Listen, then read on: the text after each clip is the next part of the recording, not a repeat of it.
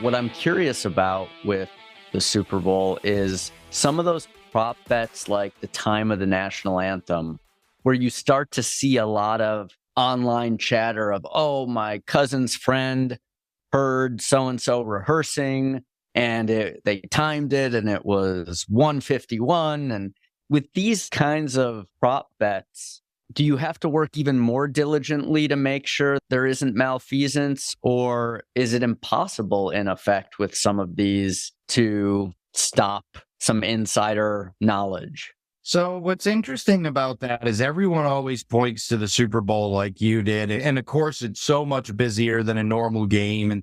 But what we do notice is if I pulled up the dashboard right now and we picked a random NBA game, whatever one we wanted to pick tonight, and we looked at all the sports books across the country, there would be somewhere between 600 and 1,000 props available, different across the country.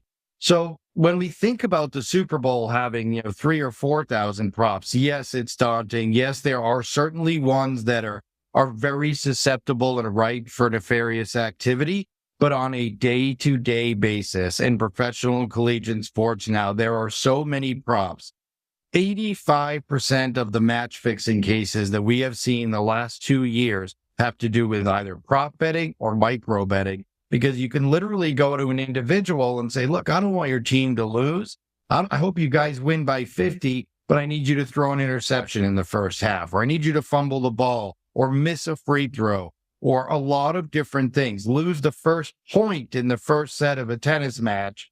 All these different things, and then hopefully you win everything else after, where you only need one person and one singular act throughout the entirety of the event. What does make the Super Bowl more challenging than a normal event is most of the props, even though there's hundreds of them on a basketball or baseball or football game, most of them are decided in the field of play.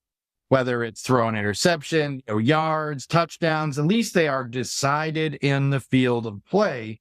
Whereas when it comes to the Super Bowl, that's when we see it skew out things that are actually decided on the field of play and turn into things that human beings actually control and dictate. How many times will they show Taylor Swift? What color will the gatorade be? Somebody knows that ahead of time. How long will the national anthem be?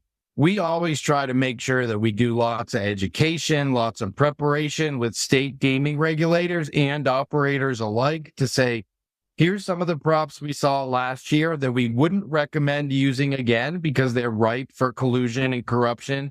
And here's some of the things we're hearing or expecting that we could see this year. And we just want to make sure people are aware of that we're taking the right precautions, that we're identifying abnormal wagers from folks coming in on these. That's what the Super Bowl does. That's beyond the normal issues we deal with props. It's the props not decided on the field of play that somebody always knows about ahead of time that do really become problematic.